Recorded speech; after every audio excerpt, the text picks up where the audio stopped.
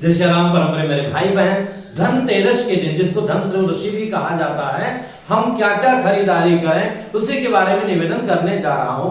आम रूप से आप लोग जो भी खरीदारी करते हैं वो अलग बात है, पर आज के दिन हमें अपने आयु को बचाने के लिए, लंबी आयु प्राप्त करने के लिए यमराज को दीप दान करना चाहिए सायंकाल में। बाकी महालक्ष्मी जी की, कुबेर जी की आज तो पूजा आप लोग करते ही हैं, तो उसकी पूरी विधि जो है 5 मिनट की विधि है यम को दीप दान करने का। इस लिंक को टच करके आप जान सकते हैं और वो कार्य संध्या वेला में 5:30 बजे से लेकर के 8 बजे के अंदर अवश्य करने का प्रयत्न कीजिएगा। ये समय पूजा का भी है।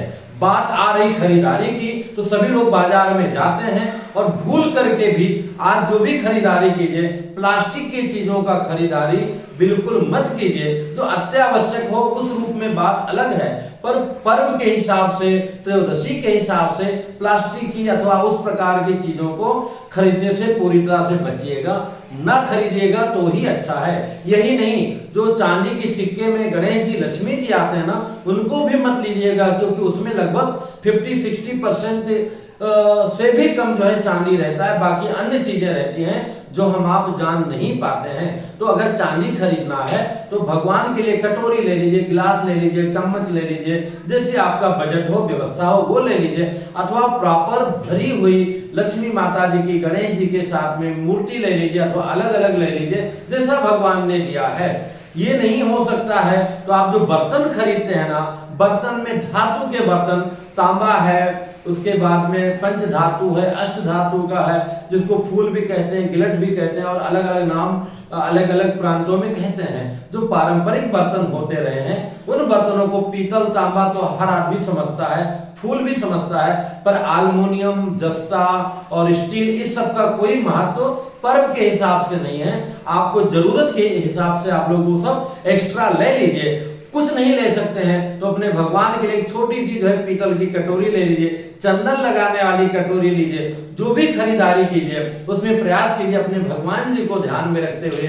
घर में घंटी नहीं है तो पीतल की घंटी ले लीजिए, अथवा और भगवान को स्नान कराने के लिए, भोग लगाने के लिए थाली तैयार ले सकते हैं। तांबे का लोटा, बड़ा लोटा ना सही, छोटा ही लोटा ले सकते हैं।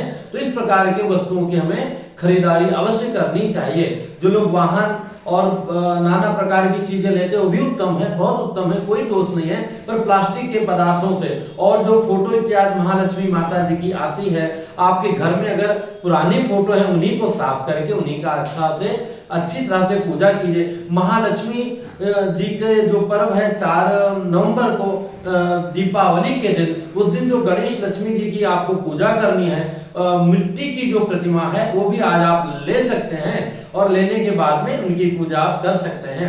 आज का जो सबसे अच्छा समय है अभी 11:30 बजे से प्रारंभ हो चुका है, उसके बाद 12 से 1:30 है, 3 बजे तक उत्तम है, फिर 4:30 बजे से लगातार है, कोई चिंता की बात नहीं है। और पूजा का जो मुहूर्त है शाम को 5:30 बजे से प्रारंभ हो रहा है, उसके पहले भी कर सकते हैं। तो इसलिए खरीदारी अवश्य कीजिए, पर सोच समझ करके कीजिए। फिर मिलूंगा एक नई जानकारी के साथ में। और रात्रि में यम को दीप अवश्य प्रदान कीजिए। 5 मिनट की एक विधि है, और जो है कम से कम ऐसे हम 50 लाख खर्च करके 1 मिनट की आयु नहीं बढ़ा सकते हैं, पर इन प्रक्रियाओं से जो है हमें पूर्णतः आयु जो है अवश्य प्रदान होती है। जय श्री राम।